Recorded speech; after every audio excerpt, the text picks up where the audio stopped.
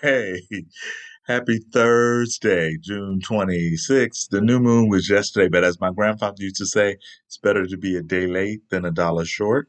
He also said he felt like he was in low cotton. So, this Louisiana mofo. But Cancer season is about our ancestors and our epigenetics and where we've come from.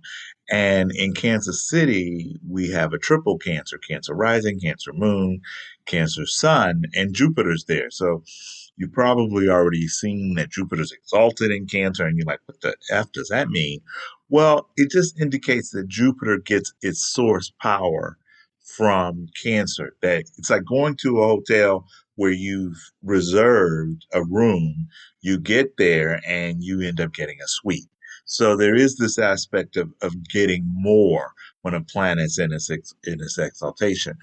But you can also, as anything Jupiter, you can also have excess entitlement, excess, and get to a point where the privilege undercuts the goodness of it. So, and that's what we're all looking at. But the fact that you've got the Cancer energy, and then you've got the Neptune and Saturn over here in Aries, challenging that Cancer Sun, Moon, and Jupiter, and rising here in Kansas City, it can just really indicate that aspect of your being able to balance the expansiveness of Jupiter with the cautious and constriction energy of Saturn.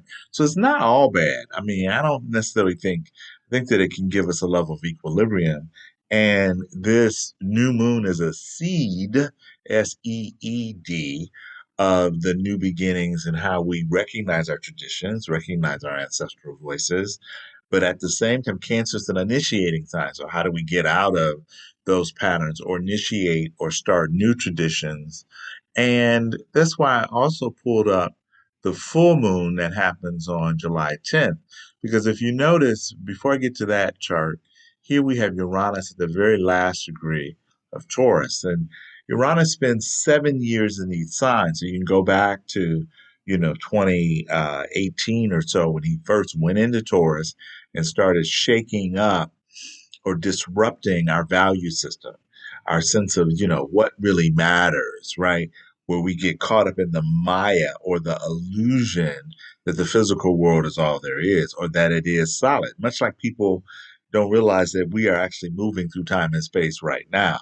And so Uranus and Taurus, you can bet multiple fat men that Uranus and Taurus has disrupted or challenged wherever you've been overly attached, wherever you've too much of your ego or identity has been in outward or the physical world, whether that's relationships, money, career, uh, things that the role that you even play, but things that you probably taken for granted. Now he goes on July 7th, he moves into Gemini. And so on this full moon in Capricorn, here he is over here in Gemini.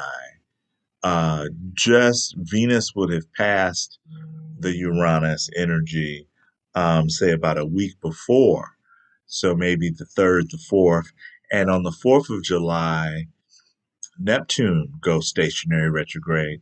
So just realize that basically now, until this full moon, we've got a real strong Neptunian, let's dissolve who we actually are. Let's say, for instance, Neptune is going to go retrograde in Aries, right? He went into Aries on March 30th and he goes retrograde on July the 4th in Aries.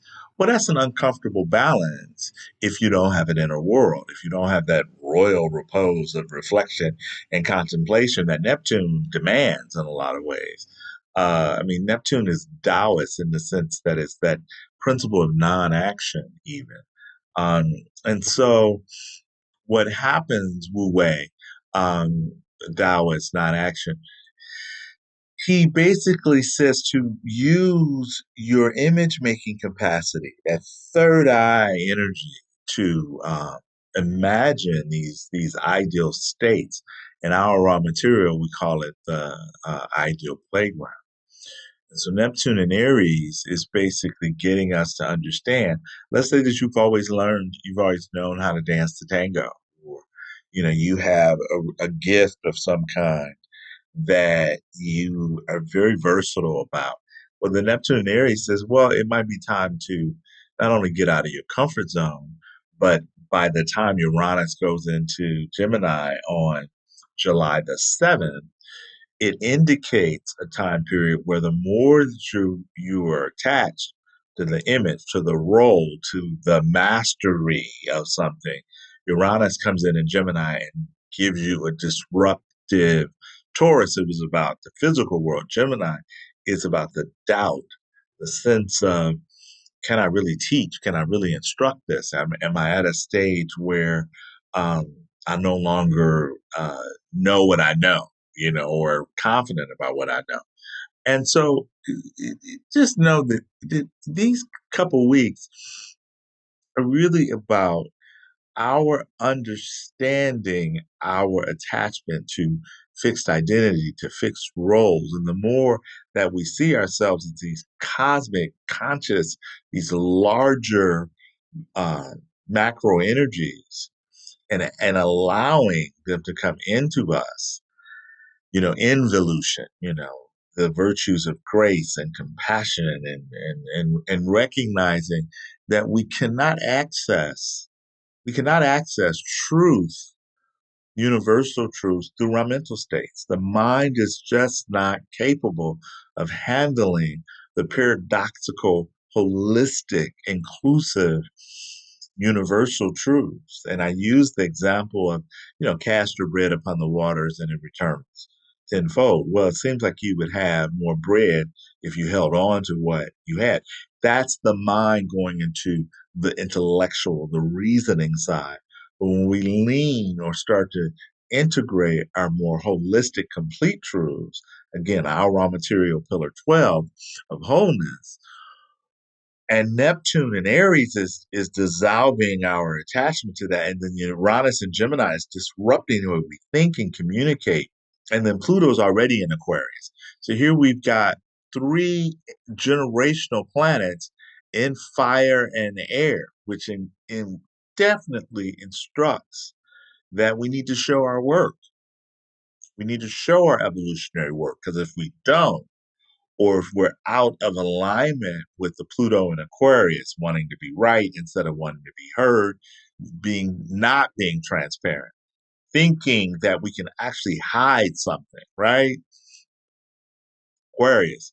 And that's why Aquarius can have that FOPO, fear of other people's opinions, because when they're out of alignment, as all of us, when we're out of alignment with our communities, with our families, and we play the image game, then what happens is we make up the story. How many times we say that the cover up is worse than the actual crime? But the crime is going against our inner truths, not taking time to contemplate who we are inwardly.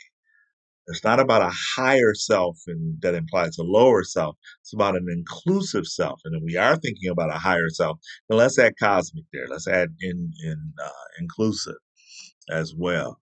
And so we've got, here's Pluto, Aquarius, here's the Neptune, Saturn in Aries, and here's Uranus, and then Venus in Gemini on this full moon. And the full moon being in the responsibility axis of Cancer, Capricorn. How do you respond? Not how do you react? And the fact that we've got this Aries and Cancer energy, it's about aligning with the individuality. Aries acting in the moment, but Cancer also says reflect on those successive or consecutive moments to reassess your relationship to the tribe. And the fact that Chiron is here in Aries squaring, challenging the Cancer Capricorn. Chiron and Aries, and I just learned this yesterday. Thank you, Tavish. uh, the Chiron and Aries people. So if you're around 50 or so, Chiron, so if you're born in 68, 69, 70, 71, 72, Chiron is in Aries, and you can check it out.